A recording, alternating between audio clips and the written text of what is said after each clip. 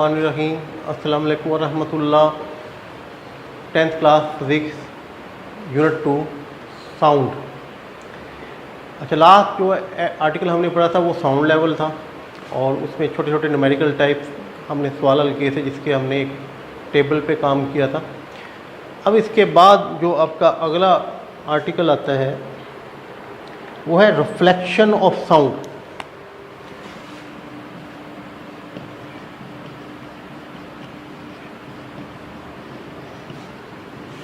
इसको इको बोलते हैं, इको, गूंज, आवाज़ की गूंज। आपने अक्सर मुकामात पे, पहाड़ियों पे, बिल्डिंग के सामने सुना होगा कि ऊंची आवाज़ से बोला जाए ना तो थोड़ी देर के, थोड़े ही वक्त के अंदर वो आवाज़ दोबारा सुनाई देती है। तो होता यूँ है कि आवाज़ सामने किसी दीवार पे या किसी सॉलिड जो सामने जो चीज़ है, पहाड़ी है, जो भी, उसके टकरा के आवाज़ आपको वापस आती है तो वही आवाज़ आप ना दोबारा सुन सकते हैं। अल्लाह ताला ने हमारे कानों में एक खसूसियत रखी हुई है दिमाग के साथ मिला के कि जो साउंड हम सुनते हैं उसका असर 0.1 सेकंड तक इंसान के अंदर होता है। 0.1, आवाज़ बोली ख़त्म हो गई लेकिन 0.1 सेकंड तक उसके असरात जो है ना, यानी उसकी जो आवाज़ है वो बंदा सुनता रहेगा। इतने टाइम के अंदर अगर कोई आवाज़ टकरा के दोबारा आ गई, एक आवाज़ तो आपने बोली, दूसरी आपको सुनाई देगी दोबारा। उसके बाद आप किसी ऐसे मुकाम में खड़े हो गए कि इधर भी दीवारें टकरा के आवाज़ आ रही है, इधर भी टकरा रहा है, तो ये जो मल्टी इको हो सकती है, एक ये गूंज बार बार रिपीट हो सकती है। तो इसका ये देखिएगा, इसकी कैलकुलेशन करते हैं कम से कम कितना फासला हो कि हम जो है जिसमें इको पैदा हो सकती है। तो हमें पता है टाइम जो है वो 0.1 सेकंड जो है वो इंसान की अल्लाह ताला ने खसूसियत रखी हुई है कि परसिस्ट करता है, ठहरते ही है आवाज़ उसके जहन के अंदर कानों के ज़रिए सुनने के बाद। और फ़र्ज़ कर लें 340 मीटर पर सेकंड स्पीड है साउंड की eight normal temperature and pressure. 343 है गालबन जो सही है, बहरहाल ये फ़र्ज़ कर लें 340 है, आपकी किताब ने भी ऐसा किया हुआ। तो हम देखते हैं कि 0.1 सेकंड में अगर आवाज़ की रफ्तार ये हो तो कितना फासला तय करेगी। ये याद रखिएगा, आवाज़ जितना स्पीड से जा रही है उतनी स्पीड से वापस आ रही है। टेम्परेचर तो सेम ही है ना यहाँ का, तो ये आपके पास आ जाएगा S = VT और V हमारे पास है 340, टाइम हमारे पास है 0.1, ये मल्टीप्लाई होगा तो हमारे पास है 34 मीटर। फासला जो है यानी आवाज़ टकरा के दोबारा जब आती है ना, ये मिनिमम है फासला, वो आपके पास 34 मीटर 34। यानी हुआ ये वाक़या कि ये 17 जो है मीटर जो फासला जाने का है और 17 मीटर फासला आने का है। यानी हमें इको सुनने के लिए ये टेम्परेचर भी आपको बता दिया, स्टैंडर्ड टेम्परेचर प्रेशर पे हमने जो इको हासिल करनी है तो हमारे सामने दीवार, बिल्डिंग, पहाड़ी कम से कम इससे कम फासला नहीं हो, 17 मीटर के फासले पे हो तो हम इसकी आवाज़ सुन सकते हैं। रिफ्लेक्शन जो है उससे मुराद है कि अगर साउंड जो किसी सॉलिड स्टेट दीवार के साथ वो टकराती है तो उसके साथ कोलाइड होके वापस आते हैं। जैसे कि लाइट जो है वो किसी सरफेस के साथ टकराती है, वो कोलाइड होके वापस आती है। वाटर वेव जो है बैरियर के सामने उसके सामने बैरियर रख देते हैं, कोलिजन होता है वाटर वेव का, तो रिफ्लेक्ट होकर वापस आती है। इसकी definition, when a sound incident on the surface of a medium, it bounces back into its first medium, this is called reflection of sound। इसके साथ एक छोटी सी एक्टिविटी दी हुई है इन्होंने, तो एक्टिविटी मैं आपको दिखाता हूँ। ये देखिए, दो आइडेंटिकल पाइप हैं। अब वो वहाँ पे टेबल दिखाई है लेकिन मैं चाहूँगा ये वाइट बोर्ड पे भी आपको क्लियर कर दें। ये अच्छा, ये दो आइडेंटिकल पाइप है और ये मेरे पास वाइट बोर्ड है, या एक जो है वो वॉल है, मेरे पास एक स्क्रीन है। तो इस एंगल पे रख के यहाँ पे मैं कोई क्लॉक रखता हूँ, क्लॉक टाइम पीस भी इसको बोलते हैं, वो टिक टिक टिक एक सेकंड के बाद आवाज़ निकाल लेगी। अच्छा, एक दूसरा जो है शख्स, इसे कान के साथ लगाए, ये कान के साथ लगाया जाए। ये बेटा ये देखिए, इधर से आओ, इधर से कान लगाओ इधर। अच्छा, यहाँ से होगा कि अगर ये टिक टिक की आवाज़ यहाँ पे पैदा हो रही है तो उधर सुनाई बहुत कम देगी, ज़्यादा नहीं। लेकिन जैसे जैसे ये एंगल बढ़ाते जाएंगे, अपना एंगल बढ़ाते जाएंगे और इस एंगल पे इनको आवाज़ जो है ना यहाँ से बड़ी क्लियर आएगी, ऐसे जैसे कि इन्होंने जो है क्लॉक अपने कान के साथ लगाया हुआ है। फिर बात गौर से देखिए, अगर हम इसके दरमियान एंगल पढ़ें, ये मैं इस पर नॉर्मल ड्रा कर दूँ तो ये इस तरह का सेटअप बन जाएगा। यहाँ से साउंड वेव इस पाइप के ज़रिए अंदर जा रही थी और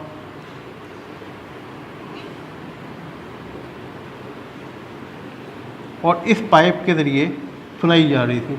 तो यहाँ से साउंड गई कोलाइड की दीवार के साथ, इस वाइट बोर्ड के साथ, और ये जो एंगल है इसको अगर हम एंगल ऑफ इंसिडेंट और एंगल ऑफ रिफ्लेक्शन पढ़ेंगे तो हमें पता चलता है ये दोनों एंगल बराबर हैं, तब ये रिफ्लेक्शन बेहतरीन हालत में होती है। और यहाँ पे देखिएगा कि जो रिफ्लेक्शन ऑफ लाइट में पड़ा है, रिफ्लेक्शन ऑफ वाटर वेव में पड़ा है, तो ये जो लॉ ऑफ रिफ्लेक्शन है उसको ये साउंड ओबे करता है। अब हमारा छोटा सा आर्टिकल आगे है, डिस्कशन ही है उसमें, स्पीड ऑफ साउंड। अच्छा, साउंड को अपनी ट्रैवलिंग के लिए कुछ सब मीडियम रिक्वायर होता है। वैक्यूम में जहाँ पे किसी किस्म का मीडियम नहीं है तो वहाँ तो साउंड ट्रैवल कर ही नहीं सकता। अब साउंड मटेरियल मीडियम एयर है उसमें ट्रैवल करेगा, लिक्विड है उसमें करेगा, सॉलिड है उसमें करेगा। अच्छा, जो गैसेज है लिक्विड में उससे 5 टाइम जो उसकी स्पीड तेज़ होती है, और इसी तरीके से सॉलिड में इसकी 15 गुना ज़्यादा स्पीड होती है साउंड की, जैसे कि एयर में। एक मिसाल मैं आपको दे देता हूँ कि ट्रेन की पटरी पे अगर जाके आप पटरी पे कान लगाएं तो ट्रेन की आप आवाज़ नहीं सुन रहे, मीलों पे है लेकिन आ रही है, उस पॉइंट की तरफ आ रही है, कई मील दूर है, हो सकता है अभी उसे 10-15 मिनट तक वहाँ पे पहुँचना है, इतना ज़्यादा फासला है। जब आप उसकी पट्टी पे कान लगाएंगे तो साउंड ट्रैवल कर रहा होगा, आपको पता चल जाएगा कि ये साउंड जो है ट्रेन आपकी तरफ आ रही है।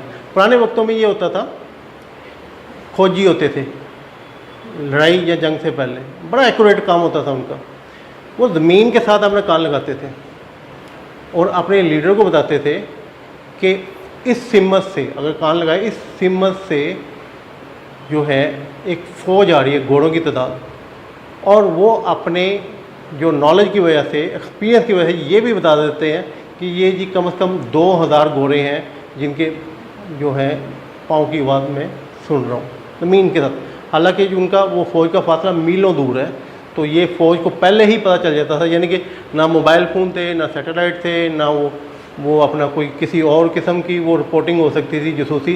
तो ये ज़मीन के साथ कान लगा के ना, क्योंकि वहाँ पे साउंड बड़ा अच्छा ट्रैवल करता है एज़ कम्पेयर टू एयर। तो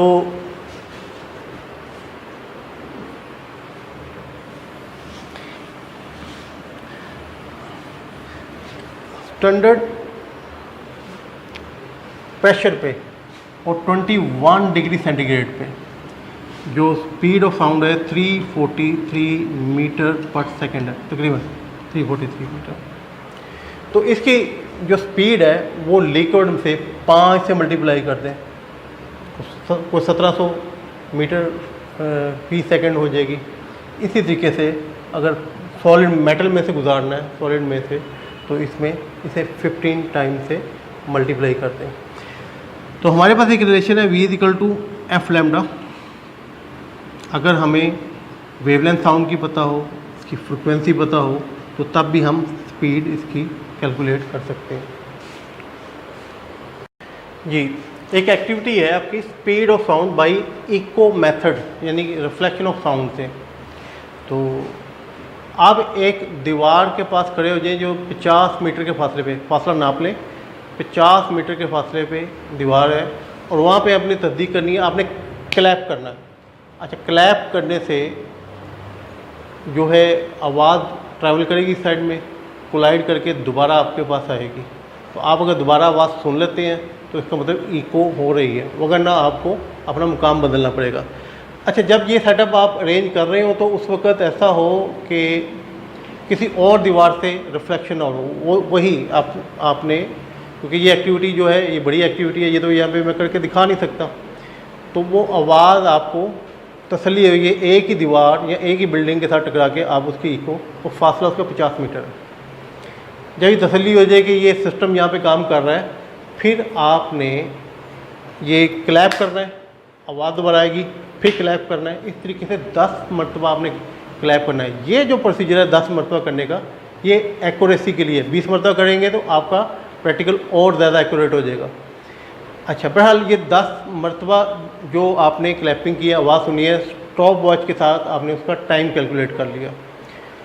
अब टाइम जो है उसको बाद में टोटल टाइम है, और 10 मरतबा वो आपने इको सुनी है उसकी, तो उसे 10 से तक़सीम कर दें तो वो एक जो है वो टाइम आ जाएगा एक ट्रैवलिंग का, कि जाने का, यानी कि 100 मीटर ट्रैवल करने का टाइम आ जाएगा।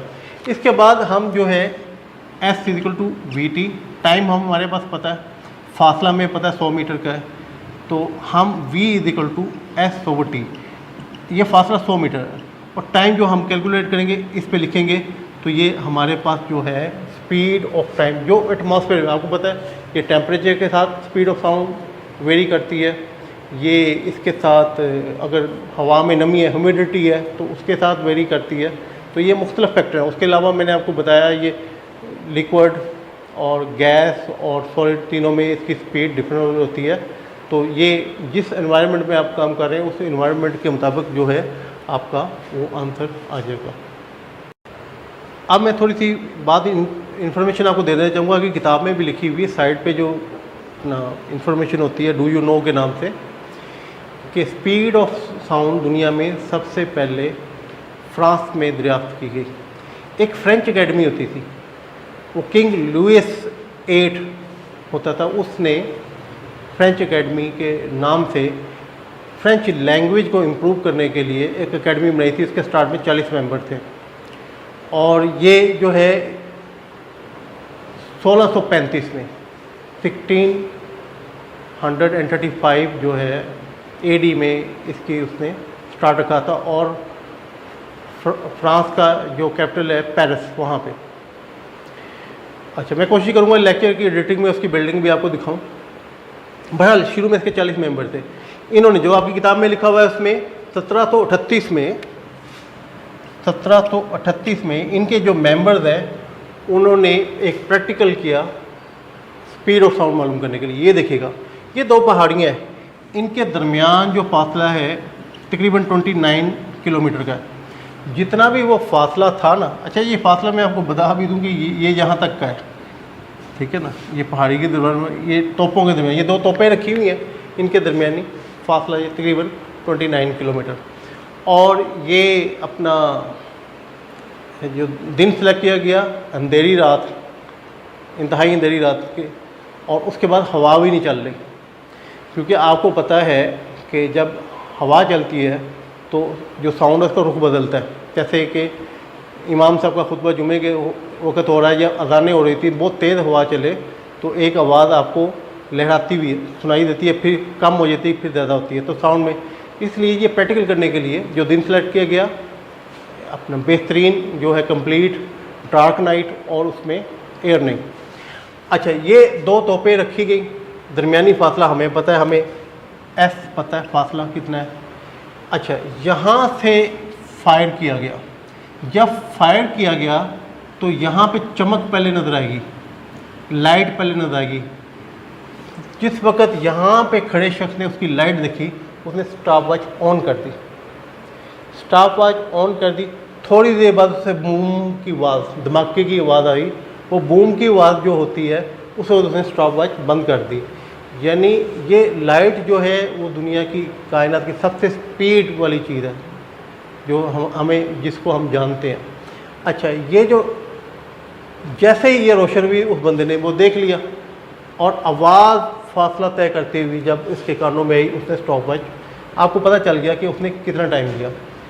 अब इसके बाद ये हुआ कि इसने फायर किया तो इधर चमक आई, ब्राइटनेस आई, उसने स्टॉप वॉच ऑन कर दी उधर के शख्स ने।